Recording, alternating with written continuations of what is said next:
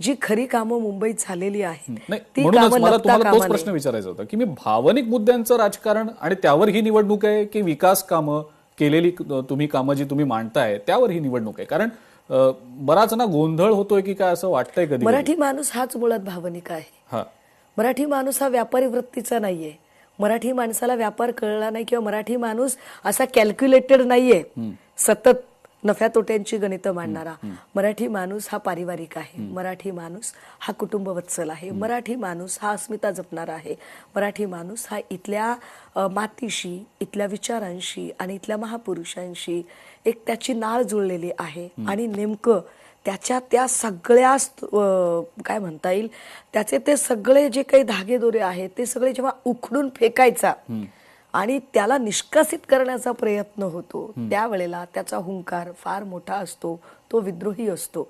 मी आपल्याला सांगितलं पाहिजे, मला त्या जात आणि धर्म याच्यात काही पडायचं नाही. मी तर वारंवार म्हणते की आमच्यासाठी जितके धर्मवीर आनंद दिघे महत्वाचे आहेत, आनंद दिघेंनी जेवढं या शिवसेनेवर भरभरून प्रेम केलं तितकेच साबिरभाई शेख सुद्धा महत्वाचे आहेत. आमच्यासाठी हे फार फार महत्वाची गोष्ट आहे की या महाराष्ट्राची सत्ता मत्ता अस्मिता अबाधित ठेवण्यासाठी लढणारे, मग ते शाहीर अमर शेख असोत किंवा लोकशाहीर सत्यशोधक अण्णाभाऊ साठे असोत, ही सगळीच माणसं महत्वाची आहेत.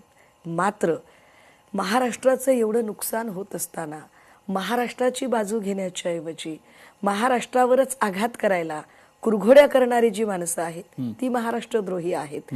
मी आपल्याला आवर्जून सांगितलं पाहिजे, संयुक्त महाराष्ट्राच्या लढ्यामध्ये 2 वल्ली होत्या. एक होते मोरारजी देसाई जे मुंबईला केंद्रशासित प्रदेश करू इच्छित होते आणि त्यांना मदत करणारे एक होते मराठी, ते होते सखा पाटील, नामदार सखा पाटील, ज्यांचा उल्लेख पुलंनी ना सखा पाटील असाही केलेला होता. ते ना आत्ता मोरारजीही नाहीत आणि सखा पाटील नाहीत, पण त्या वृत्ती शिल्लक आहेत आणि त्या कुणाच्या रूपात शिल्लक आहेत. तर आता मोरारजीची जी भूमिका आहे ना ते फडणवीस अदा करत आहे आणि त्याला मदत करण्याची भूमिका, सखा पाटलांची भूमिका ते एकनाथ शिंदे अदा करत आहे. नाही, पण मग सुषमाताई असा आरोप केला जातो तुमच्या विरोधकांकडनं जे सत्ताधारी आहेत की तुमच्या पक्षाचा आणि तुमच्या सोबत असलेले जे सहकारी पक्ष आहेत त्यांचा विकास कामांना विरोध आहे, विकास होण्याला विरोध आहे. असं खरंच आहे का?